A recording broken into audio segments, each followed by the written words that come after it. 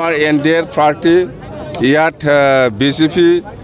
আমাৰ অৰূপ দে ডাঙৰীয়া আছে কেণ্ডিডেট অৰূপ দে আৰামত জিকিব কোনো ৰক্ষা কৰিব নোৱাৰে 100% ইয়াত ডাউট থাকিবই নালাগে আৰু আমি কৈছোঁ ৰাইজক আমি সুধিছোঁ অৰূপ দেক মন্ত্ৰী বনাব লাগে না নালাগে ইহঁতে কৈছে মন্ত্ৰী লাগে কৰি দিম বাছ মন্ত্ৰী দিম কি লাগে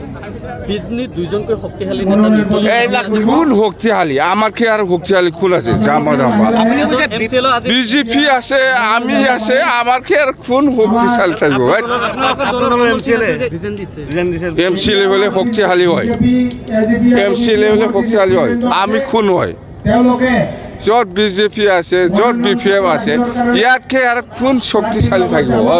জাম্বা আপুনি কৈছে যে বিপিএফ দলৰ দৰ্জা খোলা যাব পাৰে আহিব আৰামছে যদি খলিলুৰ ৰহমানে হাৰি পেলাই যদি আহে আপোনালোকে দলত ল'ব নেকি আকৌ এইটো পিছৰ কথা কিন্তু আমি কৈছোঁ আমাৰ দৰ্জা খোলা যাব পাৰে আহিব পাৰে তেখেতে অলৰেডি কিন্তু আজি নমিনেশ্যন দিছে দিব দিয়ক না